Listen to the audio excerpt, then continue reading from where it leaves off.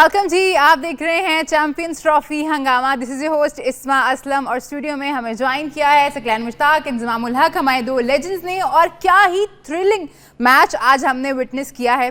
हम ये पहले भी नहीं कह रहे थे कि अगर इंग्लैंड हारेगी तो अपसेट होगा, क्योंकि इंग्लैंड तो पहले भी अफगानिस्तान से आईसीसी जो ओडीआई वर्ल्ड कप था 2023 का उसमें हार चुके हैं। लेकिन आज भी बहुत ही ज़बरदस्त मैच खेला गया, बहुत ज़बरदस्त क्रिकेट के लिए अफगानिस्तान ने, और इंग्लैंड को उन्होंने 8 रन से शिकस्त दी है।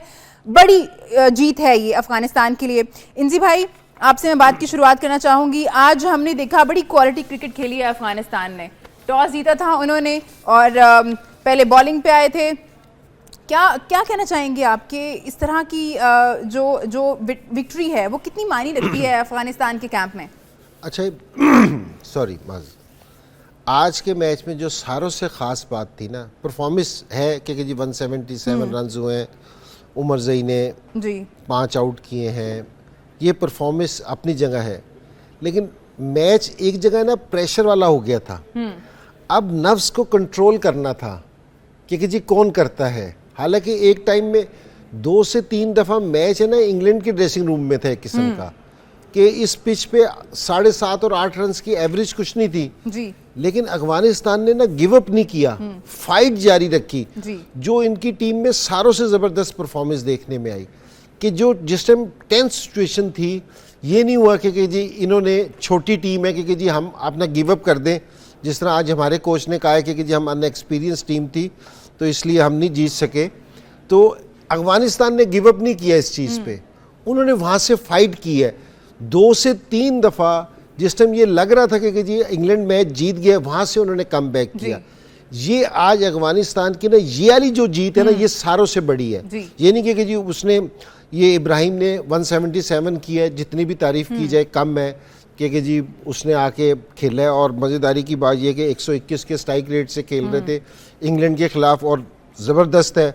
और उमर ज़ई ने जिस तरह की बॉलिंग की है कि जी 5 आउट किए हैं कि जी जहाँ उनको ज़रूरत थी वहाँ उन्होंने विकेट लेके दी है।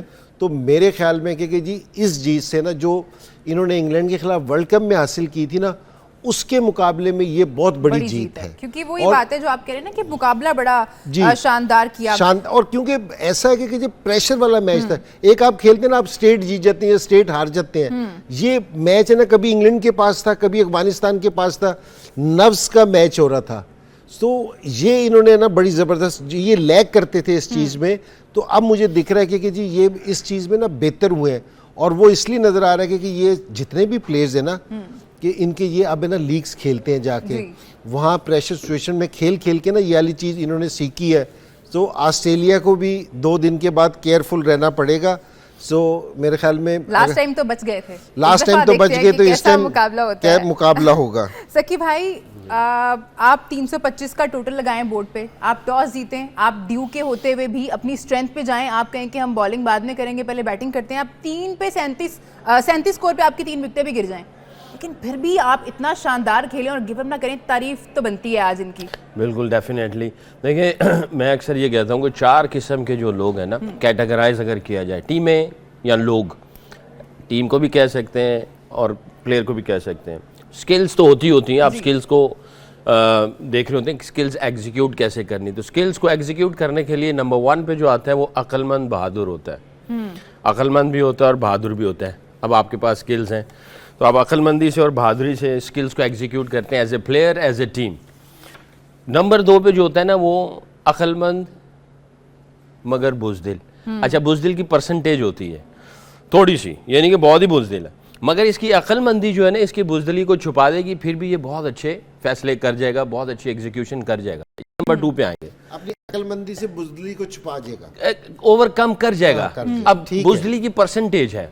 अब जैसे मैं बैट्समैन तो नहीं था, स्पिनर लगा हुआ तो मैं बहादुर हूँ, फास्ट बॉलर लगा हुआ तो मैं बुज़दिल हूँ। इस तरह नहीं है।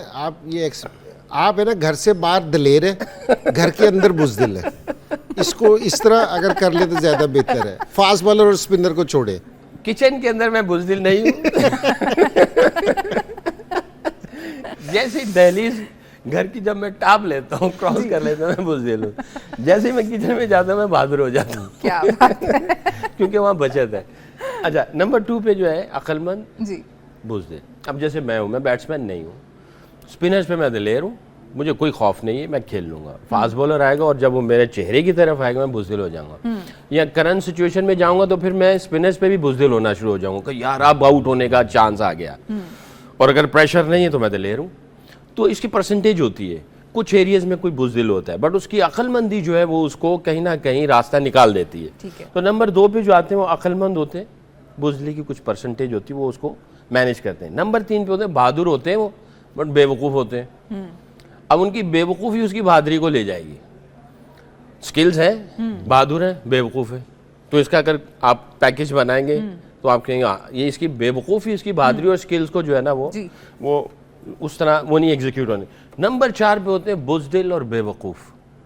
बुज़दिल भी हैं, बेवकूफ़ भी हैं और स्किल्स भी हैं। जब आप इस कैटेगरी में आ जाते हैं ना तो आपके हाथ पांव बन जाते हैं, आपकी जो स्किल्स हैं वो ज़ीरो हो जाती हैं और आपकी एग्जीक्यूशन जो है वो। आज जो इसने जो गेम खेली है अफ़गानिस्तान ने, जिस तरीके से 177 वो बंदा करके गया और उसके बाद जो नीचे 3 40s आए और उसमें जो नबी ने 40 रन बनाए हैं और फिर जो टॉस जीत के डिसीजंस लिया उन्होंने अपनी स्ट्रेंथ पे, जो इंजी भाई कह रहे थे कि अपनी स्ट्रेंथ पे ही रहे, ड्यू है ये है, उन्होंने कहा जो चीज़ें हमारे कंट्रोल में है, हमारी स्ट्रेंथ, हमारी एग्जीक्यूशन, ऑपोजिशन को कैसे पकड़ेंगे उस पर चलना हमने। उन्होंने उसी तरह किया। तो उन्होंने, मेरा ख्याल है आज अक्लमंदी और बहादुरी का जो है वो मुजाहरा किया है, उस पर उन्होंने अपनी स्किल्स को एग्जीक्यूट किया है, जिसकी वजह से उन्होंने इंग्लैंड को पिछाड़ के रख दिया और आउटस्टैंडिंग किस्म की। और मैं I will give lot of credit to captain as well कि उसने जो है वो जो डिसीजंस लिए, जैसे उसने गुलबदीन को लेके आ गया और फिर उसने फिर बॉलिंग चेंज जो की है, आई थिंक उसने जो भी फैसला किया है वो ठीक हुआ। फैसला इसका था, इंग्लैंड ने भी थोड़े से ब्लंडर मारे जैसे इंजी भाई कह रहे हैं वाकई, बट वो जब आप दिलेरी से फैसले कर रहे होते हैं अगला फिर ब्लंडर मारते ही मारता है, प्रेशर आ जाता है, प्रेशर सिचुएशन में आप वो फिर उस तरह कोप नहीं कर पाते हो।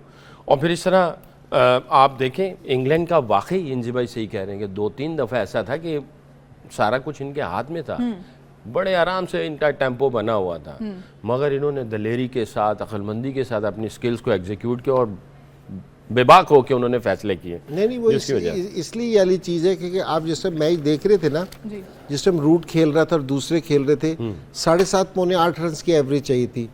कजाफी स्टेडियम में जहाँ फ्लैट विकेट है कि 650-700 रन बन रहे हैं, फास्ट आउटफील्ड है, ओस पड़ी हुई है, ठीक है, बॉल स्विंग नहीं हो रही, 7.5 पौने 8 की एवरेज ही कुछ नहीं। लेकिन इन्होंने क्या किया, इनके फास्ट बॉलर्स ने आके इन्होंने उस पर हमला कर दिया, शॉर्ट बॉल किए।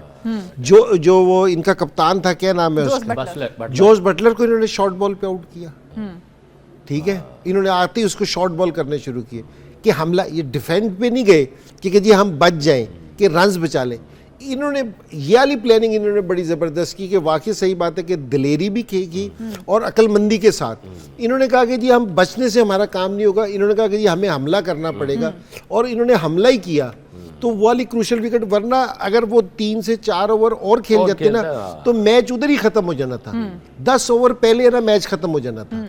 तो लेकिन क्रेडिट जाता है ये अजमतुल्लाह शाहिदी को भी जाता है जिसने कैप्टनसी की और पूरी टीम को, उनकी बॉडी लैंग्वेज किसी भी टाइम नहीं गिरी, जबरदस्त। एक और बात मुझे करनी है, वो है जो पहली इनिंग थी उसका लास्ट पावर प्ले था, उसमें 113 रन आए अफगानिस्तान के टोटल में। कितनी शानदार उन्होंने उस पावर प्ले को यूटिलाइज़ किया, इस पर मुझे बात करनी है। इंजी भाई, जिस तरह हमने देखा कि उनके लास्ट 10 ओवर में रन आए हैं, वो बहुत ही कमाल लगा मुझे, क्योंकि हमने देखा था जब पाकिस्तान खेल रहा था इंडिया के अगेंस्ट तो बड़ी लंबी पार्टनरशिप लगी, लेकिन जैसे ही ज़रा एक्सेलरेट करने की कोशिश की थी तो विकेट्स गिरना शुरू हो गई थी और फिर थमा नहीं था वो सिलसिला। लेकिन आज हमने देखा कि बिल्कुल ही जिस तरह से प्लान करके आए थे कि अर्ली विकेट्स गिरी हैं, अब थोड़ा रुकेंगे, उसके बाद पावर प्ले में अच्छा खेलेंगे, तो वो प्लान बड़े अच्छे तरीके से एग्जीक्यूट किया आज अफगानी बैटर्स ने।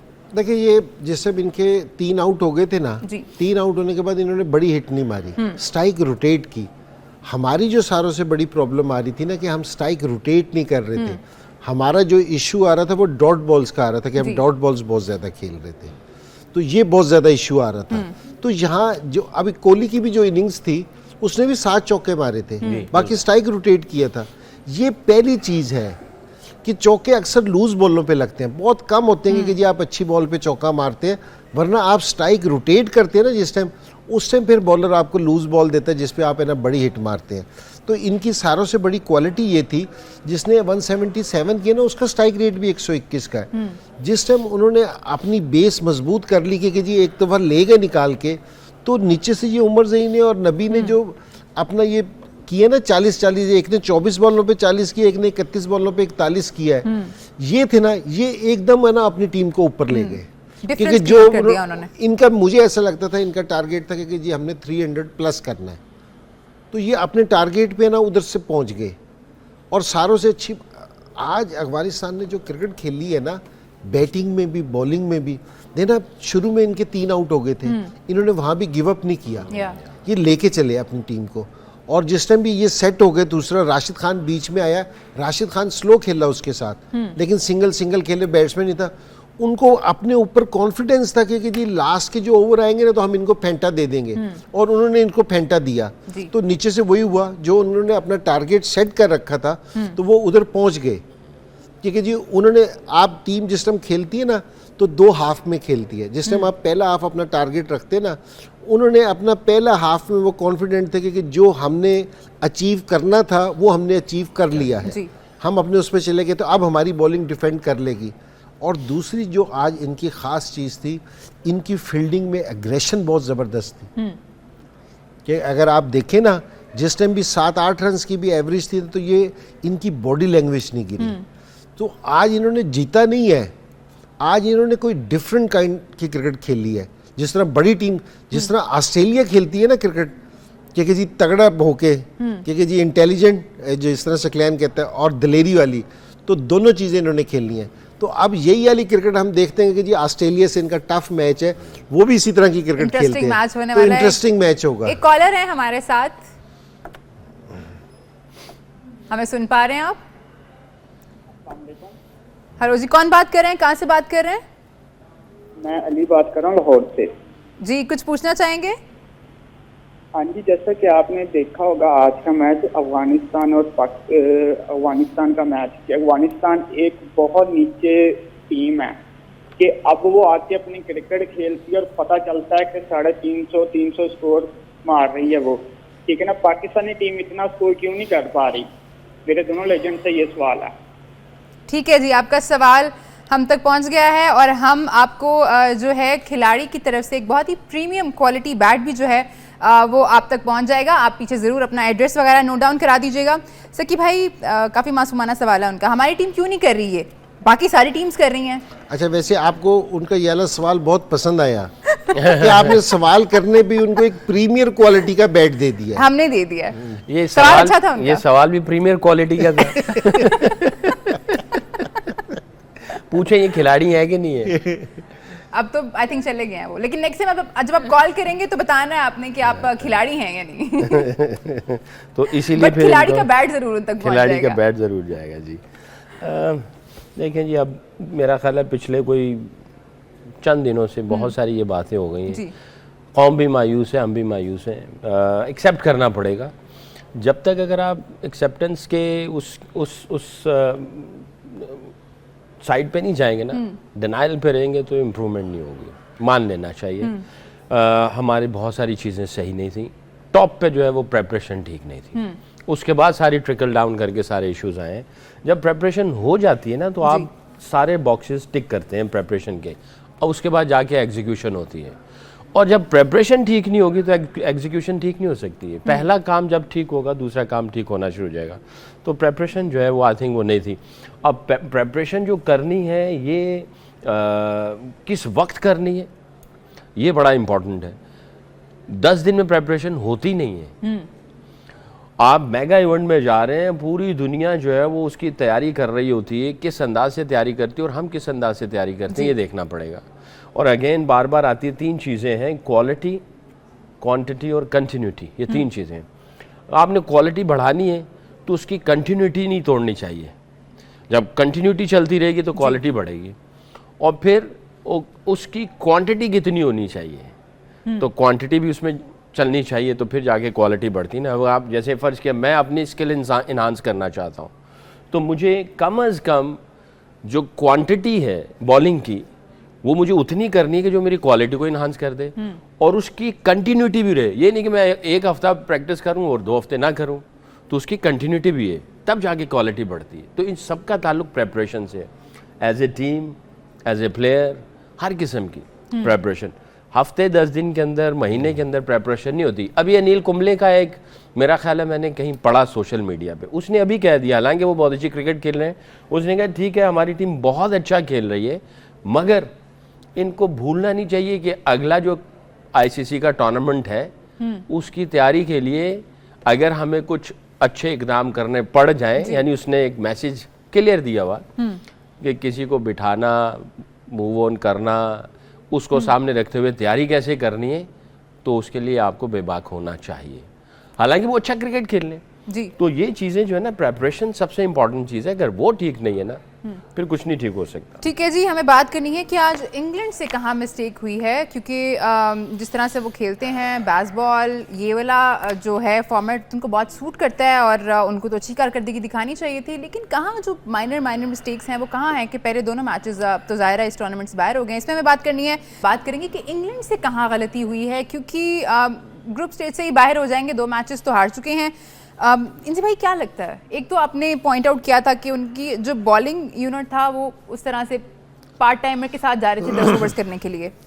पहला मैच ये पार्ट टाइमर के साथ गए। दूसरा मैच ये कि जो अफगानिस्तान का प्लस पॉइंट है ना कि जी प्रेशर में इन्होंने अपने नर्व्स को कंट्रोल रखा, गोरे नहीं कर सके, इंग्लैंड की टीम वाली चीज़ नहीं कर सकी, क्योंकि मैच इनके पास था, क्योंकि जो भी जितना भी स्कोर था ये वहाँ पहुँच गए थे। तो इनका सिर्फ ये था कि जी ये अगर अपने प्रेशर को कंट्रोल रखते, उस जो रूट सिर्फ पूरे ओवर के खेल जाता तो ये जीत जाते। ठीक है ना। तो मेरे ख्याल में कि इंग्लैंड है ना, प्रेशर, वो जो मूवमेंट था ना कि उनके ड्रेसिंग रूम में उनकी शक्लों से भी नज़र आ रहा था। तो बस अफगानिस्तान ने जो जीता है ना वो स्कोरों से नहीं जीता, क्योंकि प्रेशर से मैच है ना जीता है, क्योंकि जो इन्होंने हमला किया ना और वो वाला हमला वो बर्दाश्त नहीं कर सके। ये आज पूरे मैच का जो रिजल्ट था वो ये था। क्या बात है, बहुत शानदार क्रिकेट खेली है टीम अफगानिस्तान ने and they deserve all the praises जो हम यहाँ पे कर रहे हैं, बिकॉज उनकी क्रिकेट जो है वो दिन ब दिन बेहतर हो रही है। हम देखते हैं हर टूर्नामेंट में आते हैं तो रिजल्ट्स जो हैं उनके हमें बेहतर नजर आते हैं। जैसे इंसी भाई ने बात की ना कि इंग्लैंड के खिलाफ जब वो 2021 में जीते थे और आज जीते थे, तो उन दोनों जीतों में ज़मीन आसमान का फ़र्क है। अभी जी हमारे जो कोच हैं, हेड कोच आकिब जावेद, उन्होंने आज प्रेस कॉन्फ्रेंस की है। मैं ज़रूर उससे बात करना चाहूँगी सर कि भाई उनका कहना था कि हमारी टीम जो है ना उसमें तजुर्बे की कमी है। हमारी टीम के जो प्लेयर्स हैं उन्होंने कम इंटरनेशनल मैचेस खेल रखे हैं और जो इंडिया की टीम थी उन्होंने ज़्यादा इंटरनेशनल मैचेस खेल रखे हैं। एक और उनका कहना था कि जो हम प्लानिंग करते हैं, जब इतना कम टारगेट हो तो आपको विकेट्स लेनी होती हैं, ये विकेट्स हम नहीं ले पाए। और उनका ये भी कहना था कि सिलेक्शन पर ना कभी भी कोई मुतमईन नहीं होता। देखिए, ये जो कहा पहला जो आपने सवाल किया, उनका जो स्टेटमेंट बताई कि इनएक्सपीरियंस हमारी टीम थी। टूर्नामेंट से पहले अगर कोई प्रेस कॉन्फ्रेंस होती ना तो उसमें ये मेंशन किया जाता है कि हमारी इनएक्सपीरियंस है बट हम कॉन्फिडेंट हैं, हमारी प्रिपरेशन ठीक है, हमें पता है कि हमारा विनिंग फार्मूला क्या है और हम कैसे जा रहे हैं। ये स्टेटमेंट टूर्नामेंट से पहले बनती है। टूर्नामेंट के बाद एक्सक्यूजेस नहीं बनते, उसमें एक्सेप्टेंस होती है। हमने ये अच्छा किया, ये हमने अच्छा नहीं किया, आप उसको एक्सेप्ट करते हैं। इसके अलावा और कोई स्टेटमेंट नहीं होनी चाहिए थी। तो मैं ये समझता हूँ कि एक्सेप्ट कर लें हम कि हमने अच्छा नहीं किया, हम अच्छा नहीं कर पाए। एंड आई एम श्योर कि पूरे स्पोर्ट्स स्टाफ के पास, हेड कोच के पास, इवन कैप्टन के पास, सबके पास इनफ इंफॉर्मेशन है कि कौन कौन सी चीज़ें हैं, दुनिया क्या कर रही है, हम क्या कर रहे हैं और हमने किस अंदाज से जाना है। इन सारी चीज़ों को सामने रखते हुए जो है अपना आगे मूव ऑन करें, आगे कैसे जाना है। तो एक्सेप्ट कर लिया जाए तो ज़्यादा बेहतर है। बहरहाल जाहिर है जब ऐसी चीज़ें हो जाती हैं तो चीज़ों को थोड़ा सा लोग स्ट्रेच करते ही करते हैं, हर स्टेटमेंट को किसी और एंगल से ले जाते हैं। मैं भी हेड कोच रहा हूँ, मुझे भी पता है कि जब आप हार जाते हैं और ख़ास तौर पे अगर आप इंडिया से हारते हैं जी, या आप बुरा हारते हैं, तो जाहिर है आप जब पब्लिक के सामने जाते हैं बहुत सारे सवालात आते हैं, बहुत सारी फ्रस्ट्रेशन होती है, बहुत सारा दुख होता है और बहुत सारी चीज़ें आप कर सकते हैं पर नहीं कर पा रहे होते हैं। और जिस सर्कमस्टांसिस में आपको ये रोल दे दिया जाता है वो सारी चीज़ों को आप देख रहे होते हैं।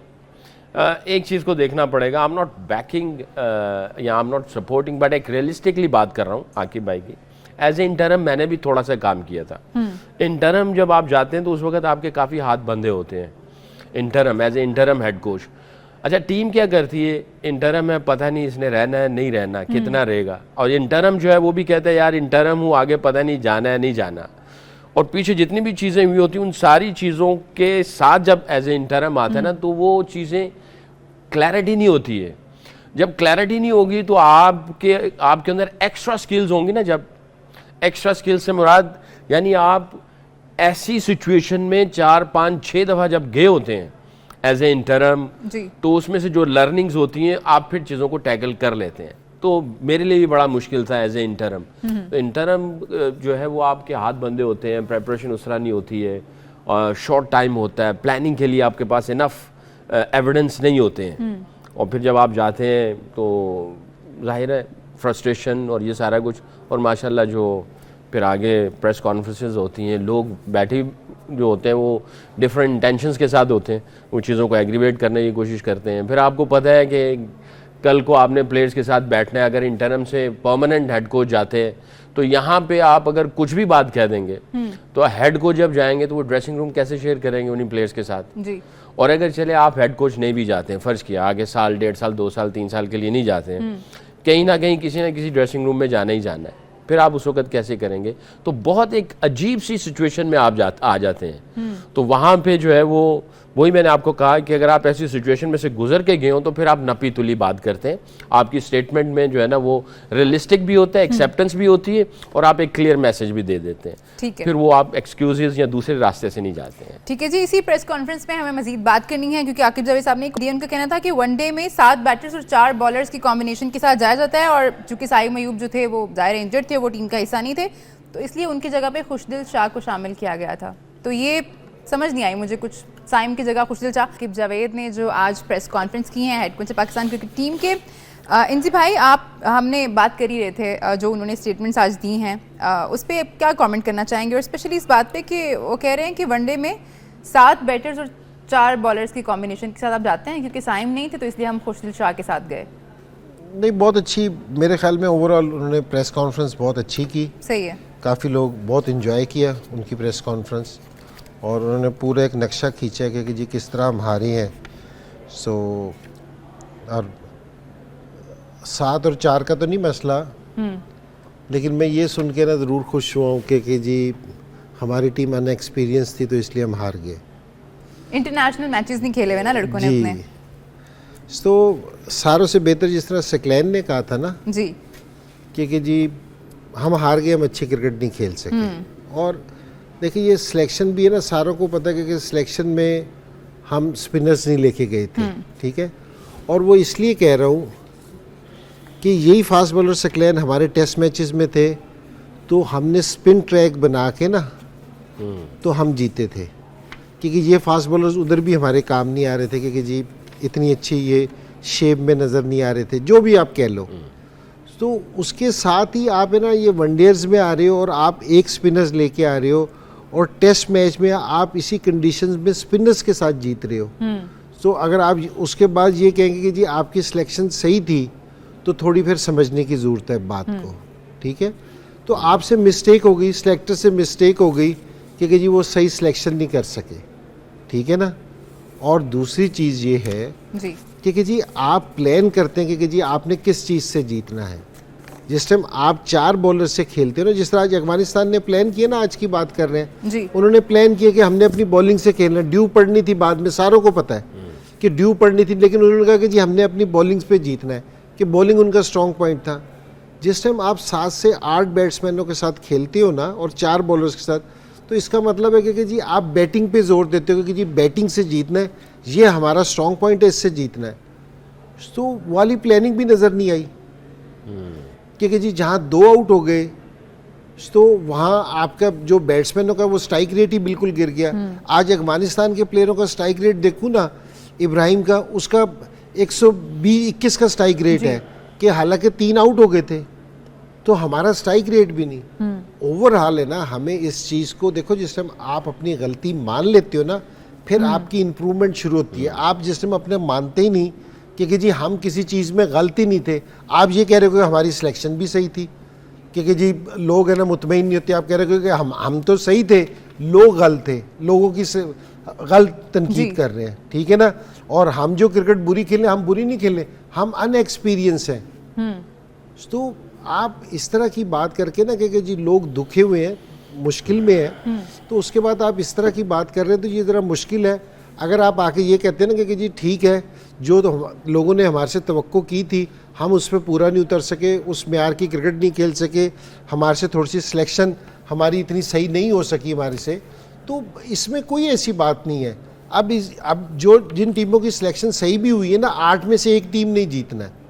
लेकिन अगर आप इस तरह की बातें करेंगे कि जी सारी चीज़ों को, तो आप ये कहेंगे कि जी पाकिस्तान की बाबर आजम पिछले 4 साल से नंबर 1 रह रहा है, रिजवान मेरा मतलब है कि टॉप 10 में रह रहा है, शाहीन टॉप 10 में रह रहा है, नसीम शाह टॉप 10 में रह रहा है, 5 प्लेयर आपके पिछले 4-5 साल से नंबर 10 में रह रहे हैं, आप कह रहे हैं कि हमारी टीम अनएक्सपीरियंस है। वैसे भी एक फॉर्मूला है मेगा इवेंट जीतने का ना, जिस टीम के टॉप 10 में 5 या 6 प्लेयर आ जाते हैं ना, उसके चांसेस होते हैं कि वो मेगा इवेंट जीतेगी, या फिर वो टॉप 2 या 3 में आ जाएगी, ठीक है, ऑटोमेटिकली। टॉप 2 में तो आना जीत भी सकती है। और ये एविडेंस बताते हैं कि जिस टीम के 5 या 6 टीम में आ गए, टॉप 10 में आ गए, तो वो टीम जो है वो मेगा इवेंट जीतती है। तो ये एविडेंस भी अगर हमारे पास है और हमारे रिजल्ट्स वो नहीं है तो एक्सेप्ट कर लेना चाहिए। मैं भी एक्सेप्ट करता हूँ, क्योंकि मैं भी अभी इसी का हिस्सा हूँ और मुझे पता है ये सारी क्रिकेट मैं देख रहा हूँ। मैं भी एक मेंटर हूँ मुल्तान का, तो मैं इन सारी चीज़ों को देख के, हम लोग मेंटर्स भी मीटिंग कर रहे हैं कि यार हमने क्या काम करना है, किस तरह काम करना है, वो सारी चीज़ें जो है हम लोग अपना पाइल अप कर रहे हैं उसको। तो इंशाल्लाह हमने, क्योंकि हम स्टेक होल्डर हैं एक साइड के ना, अगर देखा जाए तो हमारे पास भी 5-6 सेंट्रल कॉन्ट्रैक्टेड प्लेयर भी हैं, कुछ नीचे वाले भी हैं, तो हमें अब देखना है कि हमने इनको कैसे डेवलप करना। आप लोग भी बैठे थे सिलेक्शन में? नहीं। इंजी भाई, अब खबरें तो आना शुरू हो गई हैं कि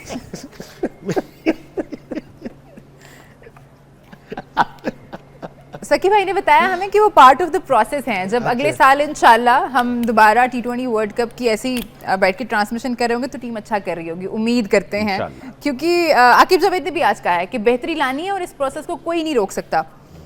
इंजी भाई, सवाल मैं ये पूछने आई थी आपसे कि हमें खबरें आना शुरू हो गई हैं कि जी ये जो बड़े बड़े नाम हैं, अब इनकी टीम में जगह नहीं है, इनको निकाल दिया जाएगा, कोचेस चेंज हो जाएंगे, सिलेक्शन कमेटी चेंज हो जाएगी, वही सारी चीज़ें जो नॉर्मली होती हैं हारने के बाद।